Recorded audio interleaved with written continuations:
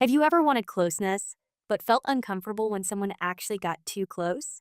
Do you ever feel like you're giving more in relationships than you're getting back? You meet someone new, everything feels perfect, until one small flaw changes how you see them.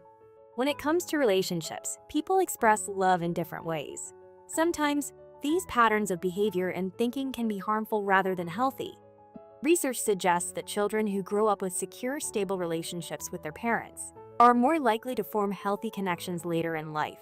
On the other hand, those who experienced unstable or inconsistent relationships during childhood are at a higher risk of developing unhealthy relationship patterns as adults. According to Dr. Millen and Dr. K. Yurkovich, there are 5 main love styles, many of which are shaped by our early childhood experiences. So, what can your love style reveal about the way you grew up? The first love style is the pleaser. People with the pleaser love style focus heavily on keeping others happy, often at the expense of their own needs. They tend to closely monitor the emotions of those around them, feeling anxious or distressed if someone's mood shifts in a negative direction. If you're a pleaser, conflict may feel overwhelming, leading you to avoid it by agreeing, lying, or doing whatever the other person wants. Saying no can be especially difficult. Growing up, you may have had a parent who was overly critical, angry, or excessively protective, with very high expectations. You were likely seen as the good child. Instead of receiving comfort, you may have been the one providing it, apologizing unnecessarily or calming your parent when they were upset. Over time, avoiding negative reactions may have felt safer than being honest.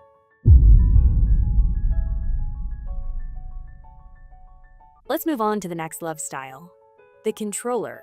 Those with a controller love style often feel a strong need to maintain control in relationships to avoid feelings of vulnerability rooted in childhood experiences.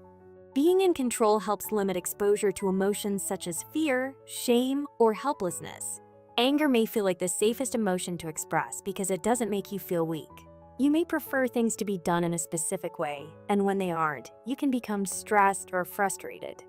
If this resonates with you, you may have grown up in an environment where you didn't feel protected.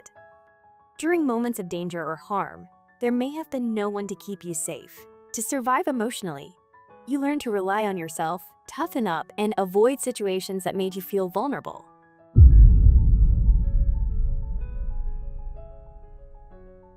The next love style is the avoider. People with an avoider love style often appear emotionally distant or detached. They tend to suppress their emotions as a form of self-protection and may feel uncomfortable when others express strong feelings. Personal space and independence are especially important to them. If you identify as an avoider, you may have grown up in a household where affection was limited and independence was strongly emphasized. When you were upset, you might not have received the emotional or physical comfort you needed. Over time, you may have learned to ignore your own feelings and needs as a way to cope with the stress and anxiety of not feeling emotionally supported by your caregivers.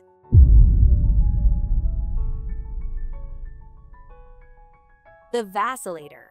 To vacillate means to swing back and forth between choices or opinions. If you have a vacillator love style, you may idealize new relationships at first. However, once the other person shows qualities that don't match your expectations, you begin to question the relationship and may even think about ending it. As a child, you likely grew up with a parent who was inconsistent or unpredictable. They may have frequently left home, been socially busy, or emotionally unavailable when you needed them most. As a result, your needs may not have been a priority. This lack of consistent affection can lead to a deep fear of abandonment. You may have become highly sensitive and observant, quickly noticing even small signs that someone might be pulling away.